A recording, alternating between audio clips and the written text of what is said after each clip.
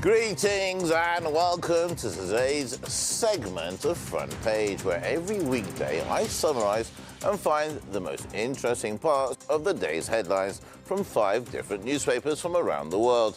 My quest is to weed out the facts as they are reported in each newspaper, and I'll do my very best to find the most interesting stories out there. I'm your host, Murat Hamami. Let's get started here at home in Turkey. The front page of the Daily Sabah reads, Turkey strives to facilitate diplomatic talks. NATO head praises efforts. Now, this is, of course, a top story that we have the NATO meeting coming up just on Thursday. Now, NATO Secretary General John Stoltenberg praised Turkey's efforts to find a diplomatic solution to Russia's ongoing war against Ukraine.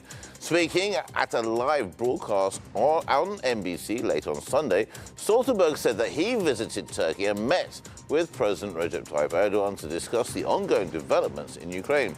Turkey has been one of the country's leading efforts to find a diplomatic solution on the ongoing Russian invasion, which has affected millions of civilians. Turkey says it can facilitate peace between the two countries, but says that a ceasefire and humanitarian corridors are needed first.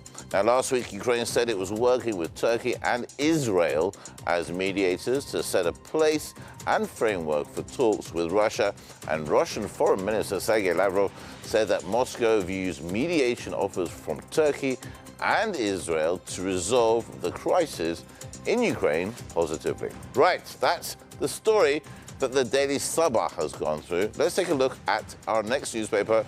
We've gone with the Financial Times.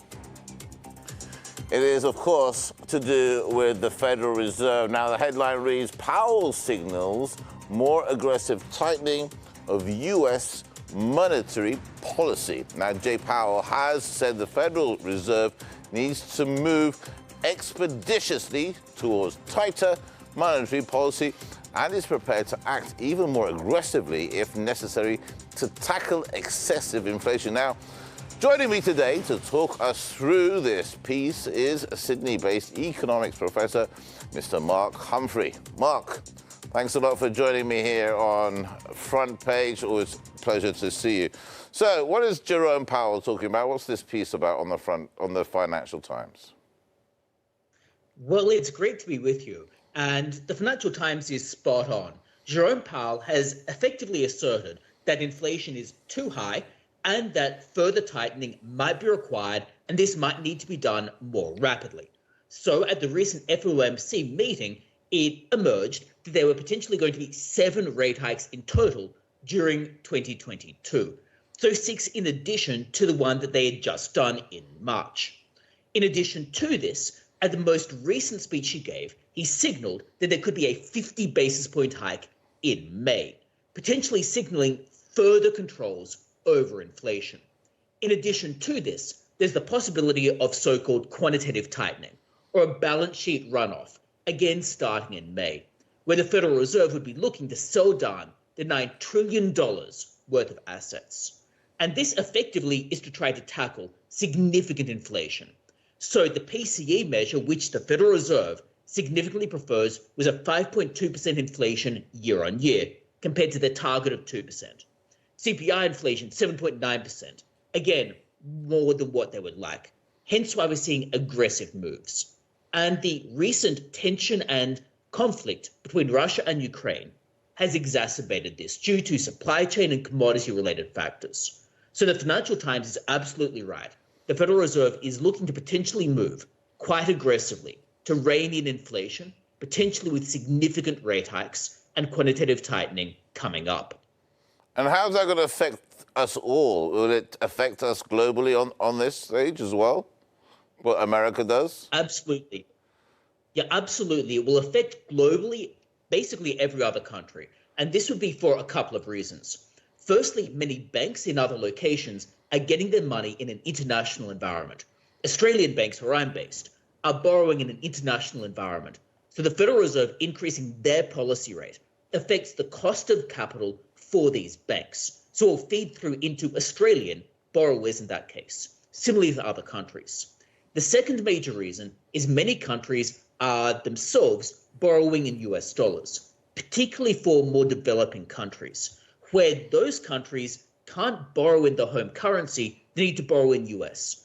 So as the policy rate goes up, the cost of future debt for these countries, or rolling over their existing debt, is going to go up, which is then going to ultimately affect the financial position of those governments, but also the individuals in those countries. Basically, everything could get more costly due to the interest rates going up, potentially in addition to the ongoing inflation costs that we are all bearing. Excellent. Mark Humphrey, pleasure. Thank you so much. Synopsis, that's what we need on this program. Short and sweet and very much to the point. Thank you so much for joining me here on Front Page. See you again soon, sir. There we go. Mark Humphrey there in Sydney, Australia, giving us a synopsis on, as I say, what's going on in the Federal Reserve's top-notch analyst there as well. OK, let's move on now. We've got 3 more newspapers to get through to. Let's take a look at what the UK is saying. Let's go over to The Guardian. They've gone with a top headline saying, revealed $17 billion of global assets linked to Russians with alleged ties to Putin. Of course, we know this is ongoing. There's more sanctions going on, and people are adding more and more sanctions now. But there's, as I said, more than 17 million of global assets, including offshore bank accounts, yachts, private jets, luxury properties in London, Tuscany, and the French Riviera, have been linked to 35 oligarchs and Russian officials alleged to have close ties with Vladimir Putin. Today, The Guardian, working in partnership with the Organised Crime and Corruption Reporting Project and other international news agencies, is unveiling, should I say, the initial research in an ongoing project to track the wealth of Russia's most powerful operators. Now, the Russian Asset Tracker Project will start by focusing on at least 35 men and women named last year in Putin's alleged enablers by the jailed opposition leader Alexei Navalny. It will record assets outside Russia where the reporting partners have been seen evidence connecting to these individuals. Now, the names include 4 of the wealthiest oligarchs, plus heads of state-controlled companies, prominent broadcasters, spy agency chiefs, ministers, political advisors, and regional governors. And they have been read out in this US Congress by lawmakers seeking tougher penalties for the Russian elite, and in the UK Parliament by the Liberal Democrat Foreign Affairs spokesperson, Layla Moran. All right, that's the Guardian headline. Let's move on now to the UAE.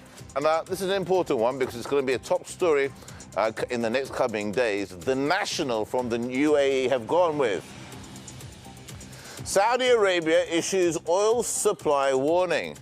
We are already in a fuel crisis around the world.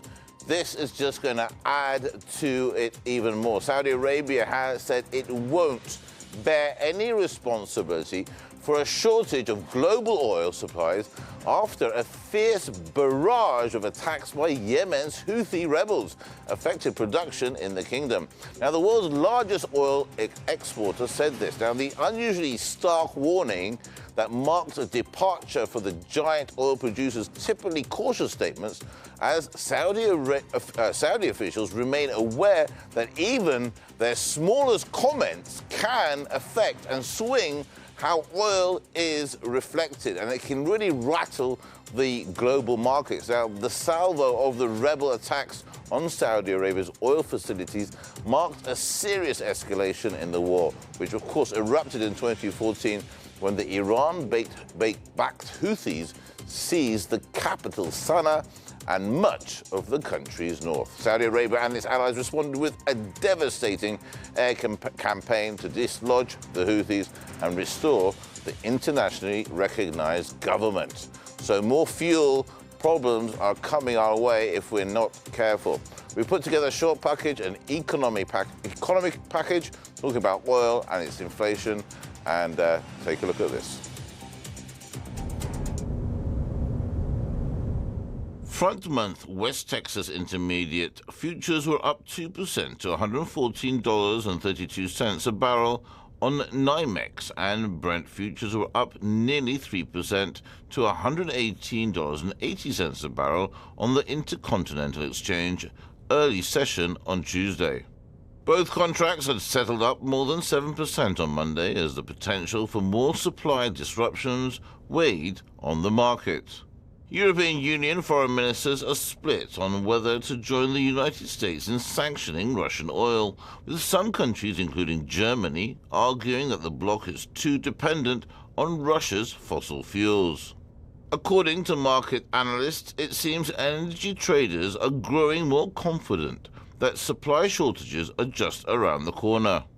Prices are rallying in response to geopolitical concerns both in Ukraine and other attacks at Saudi Aramco sites. Right now it seems the risks are growing and that could push crude prices higher. Saudi Arabia has warned it would not bear responsibility for disruptions of global supply following attacks on its oil facilities by Iranian-aligned Houthis. Right, you're back with me again on Front Pages here in Istanbul. Now, we've talked about, as always, as every day, we talk about the 5 newspapers. We've talked about Daily Sabah, Financial Times, The Guardian, The National. Now, our final newspaper today is from the USA. It is, of course, from the USA Today. The headline reads, "Invasion casts female refugees into a different kind of battle." This is, of course, something that we have to be all aware of now. We've seen the pictures. A mother's carrying a child bundled in blue. Her eyes fixed on nothing, her expression withdrawn. A young girl on the train, palms pressed against the window as she looks longingly at the father who will not board. A pregnant woman on a stretcher, holding her swollen belly. Smoke rising from the shelled-out maternity hospital behind her. The world learned on Monday that the woman had died and the baby never got to breathe. Now, there are glimpses of suffering generated by the war, but they do not tell the full story of the women and girls caught in the Ukraine crisis.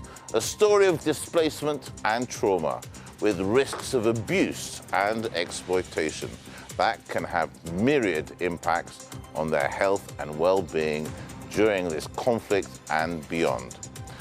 The United Nations warned that Russia's invasion of Ukraine could be the largest humanitarian crisis in Europe since World War II, one which experts predict will hit women and girls particularly hard. Now, women and girls face heightened risks due to displacement and the breakdown of normal protection structures and support. The United Nations Women told the USA Today in a statement that more than 70% of the women have experienced gender-based violence in some crisis settings, according to the United Nations. Now, the Lancet medical journal published research showing women and girls affected by armed conflict are exposed to an increased level of traumatic experiences, which is associated with an increased prevalence of anxiety disorders and depression. Men in Ukraine ages 18 to 60 are banned from leaving the country because they can be conscripted to fight. Now, the majority of people fleeing Ukraine are women with children and unaccompanied minors who have unique risks and needs. So this is definitely something what we need to be worried about. Right, now, 5 new papers from around the world. We've gone from Turkey, the Financial Times. We've talked about the Guardian and the National, and of course, women and girls that will need a lot of upcoming attention. Okay, that wraps up today's headlines of the day. Now, be sure to tune in tomorrow at the same time, where I'll be here to give you a synopsis of the top front pages around the world. I'm your host, Murad Hamami.